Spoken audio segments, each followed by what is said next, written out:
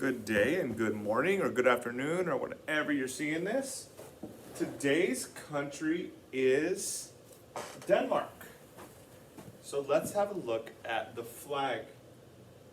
The flag has two colors. Two colors. What colors do we see? We see red and white. Right? Now, let's have a look at a map. So here we have Denmark. We have surrounded by Germany, Sweden. Look, see all right here, all the islands. It's pretty green, isn't it? Let's have information about it. The official name is the Kingdom of Denmark. It's a constitutional monarchy. The Danish monarch is Queen Margaret II. And why isn't the pen working? There we go. The official language is Danish. So, let's have a watch of geography now, and we will. $21. Well, this was that sandwich, and my reaction was like, $21? Oh, this better be the best sandwich I've ever had in my life. You got lucky. It's time to learn geography now! Everybody, I'm your host Barbie, Legos, Vikings, and Roll Method. We got a lot to cover, so let's jump in.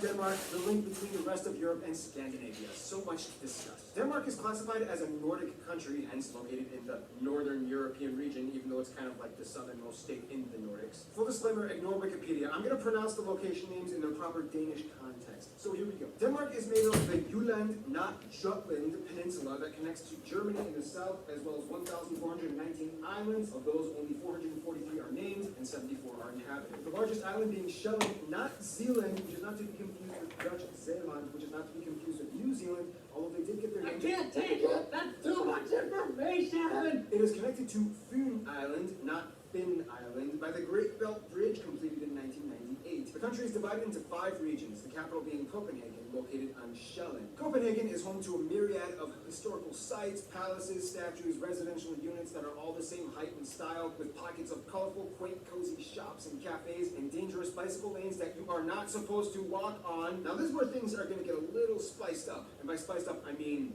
freezing cold and covered in whale blubber. Denmark, for those of you who didn't know, is a kingdom, one of the last surviving ones in Europe, and is currently under the headship of chain-smoking Queen Margaret II. These still fall under Danish sovereignty and make up the massive Greenland island and the little Faroe Islands. Both of these places are radically different from mainland Denmark. For one, Greenland is primarily inhabited by native Inuit tribal peoples that live on the island and is 80% covered in ice year-round. The Faroe Islands are a conglomeration of 20-ish mystical, cloudy, windy islands that have this crazy-looking lake that looks like it's about to spill over the cliffs into the ocean. These two areas have their own self-governing home rule, otherwise only depending on Denmark for military, justice, currency, and foreign affairs. Otherwise, I mean, that's pretty much it. I mean, historically, they did try to kind of create an empire by colonizing parts of the Caribbean, Ghana, India, and the Nicobar Islands and the Indian Ocean, but they kind of ran out of money and ended up selling everything to other countries. Too bad. It would be awesome to see people in the Indian Ocean speaking Danish. Nonetheless, mainland Denmark is kind of like a fast-moving economic machine. Let's talk about how. Now, when it comes to land makeup, Denmark is pretty flat. I mean, the highest point, Møllehøj, is only about 170 meters tall, and it looks like this. Otherwise, only about 13% of the country is forested, including the tree plantations, and the rest is pretty much used for agriculture that can produce enough food to feed about 15 million people. It's about 3 times the size of their entire population. Good for you, Denmark. But one thing Denmark is actually famous for growing is non-produce plants, like grass, fodder, and Christmas trees. The highly sought-after Danish Nordmann fir has been classified as the Rolls-Royce of Christmas trees, and every year investors from Germany, the Netherlands, and even the UK jump in at the end of November and grab whatever they can before it's gone. Now, one thing you need to know is that, like many other areas in the Nordic region, Denmark's weather can be quite dreary. First of all, Denmark is the only Nordic country that doesn't really get a lot of snow. Denmark is kind of like the mud pit located below the jet stream blocked by Norway and the UK. This means that even though it gets really cold, pressure systems rarely cause snow. This is also pretty much why everybody dresses like a J. Crew fall fashion line model on the streets. If you're gonna get wet and freezing, you may as well look good while doing it. Otherwise, yeah, I mean, pretty much the rest of Denmark is just rolling green plains with sandy beaches and quirky little islands that people like to hop over for camping trips in the summer. If we were gonna talk about Greenland and the Faroe Islands, we would get a radically different story of mind-boggling, captivating cliffs, bluffs, sea stacks, glaciers, fissures, icebergs, and mountains. If you don't know what a Mulan is, it's not this, but this. This moon is large enough to swallow a school bus. But we'll have to say that for another video that'll come out in 9,374 years. In the meantime, let's talk about the people. Now this is gonna get really fun. Denmark's people are really unique in their cultural, historical, and postmodern upbringing. First of all, the country has about 5.7 million people and is one of the highest taxed countries in the world. About 89% of the country identifies as ethnically Danish, about 11% are others. Some of the largest groups in the other category being the Polish, Germans, Turkish, Romanians, Iraqis, and Afghans. Now when it comes to Danish culture, there's a lot behind it, but in a nutshell, Vikings. Vikings pretty much had their start in what is now present-day Denmark and who pretty much dominated all of the Nordic regions as far as New Finland and Canada to Estonia, which is why most of the Nordic states and regions can pretty much understand each other when they talk. Danes, Swedes, Norwegians, and Icelanders can generally understand each other as they have the same basic linguistic structure. Sure, there are subtle discrepancies, but overall they can kind of get by conversationally. Granted, there's a saying, the Norwegian and Swedish languages sound like dancing fairies, whereas the Danish language sounds like a dude with a potato in his mouth. By the way, anybody who wants to learn Danish, full disclosure, it's gonna suck. The J makes the Y sound, the Y makes the U sound, the V makes a W sound, the R makes a R sound, the H is silent half the time, a ton of the letters are never even used, and don't even get started on A, U, and O. I kind of discovered a little trick though when I went to Denmark. When speaking Danish, all you really have to do is kind of like pronounce the first part of the word that you think makes a sound, and then just kind of like give up on the rest of the word. For example, Copenhagen, Nybrogen, Lustren. I'm literally just listing names of places in Copenhagen that I've been to. Honestly though, you really won't have much of a problem getting around if you speak English. Over 80% of the entire country, mostly the younger generation, speaks proficient English to the point where they don't even need subtitles when watching American TV shows and movies. Also, keep in mind, Greenland has its own language that is completely unintelligible as it's an Inuit language closer to the indigenous Inuktitut and Yupik languages found in Canada and Alaska. And Faroese is pretty hard for most Danish people to grasp as it actually has more words rooted in the ancient Norse language and it's actually more intelligible to Icelandic. Back to culture though, Denmark has definitely left its mark, whether it's notable figures like author Hans Christian Andersen, philosopher Søren Kierkegaard, or whether,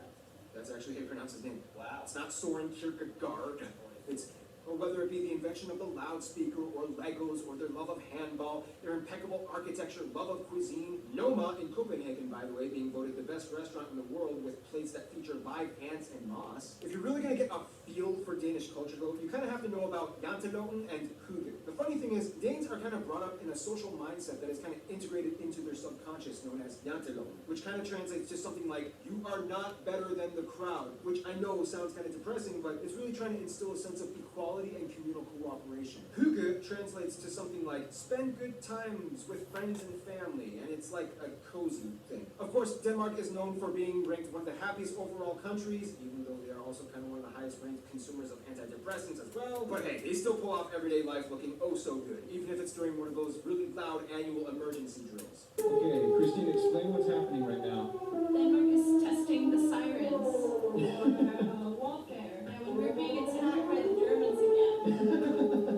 I'm scared. I'm really, really scared right now. Let's run to the security basement.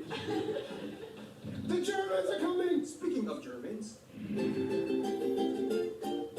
Now, we all know that one person we're all kind of jealous of because they're kind of rich, well-adjusted, and have a ton of friends, and they're like kind of good-looking. Well, that's Norway. Denmark is a little bit rockier. No, but seriously, for such a small nation, Denmark has a huge entourage of friends, and it's almost kind of hard for anyone in the world to dismiss them at a party. As a founding member of the EU and NATO, Denmark has had roots planted in diplomacy for decades. First off, Denmark generally gets along with Germany. Business between the Germans is a hugely integral part of their economy, and Denmark acts like the gateway to Scandinavia for them and the rest of Europe. The US and the UK are incredibly close as both tangible and cultural imports have been established for centuries. For a while, the Danes even took over parts of the UK, which is why to this day the English language still retains hundreds of Old Norse-derived words like leg, dog, and window. The closest friends, though, would have to be the Nordic countries, Finland, Sweden, Norway, and Iceland. These four are without a doubt Denmark's closest friends, even though Sweden and them have kind of had more wars and battles historically than any other two states in the world. They've moved on and grown up. Out of the Nordic countries, though, Norway would probably be considered their best friends. Danes are obsessed with Norwegians and often consider Norway the girlfriend they took away from Sweden. In conclusion, Denmark is the rich, rainy rascal that always seems to show up on time for every party,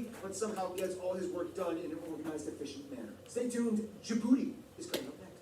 Alright, let's have an example of the language he was talking about. Mit navn er Magnus. Mit navn er Johan. I dag vil vi spørge folk, hvad er typisk dansk? Her i gaden i Aarhus.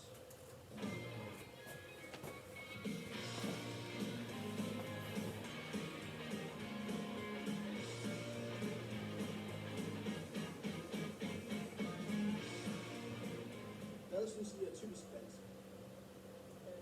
Rød på fløde. Det er sådan virkelig typisk. Ja, det er sådan.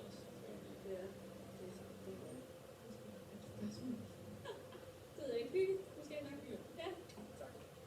Flæskesteg. Røde pølser. Fællesskab. Fællesskab. Ja. Fedt. Tak.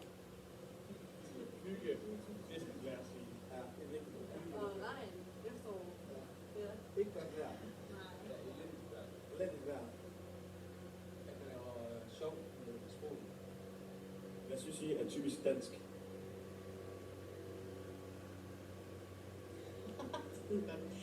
Kolonihaver. Rød med fløde. De danske salmer. Alright, see you tomorrow.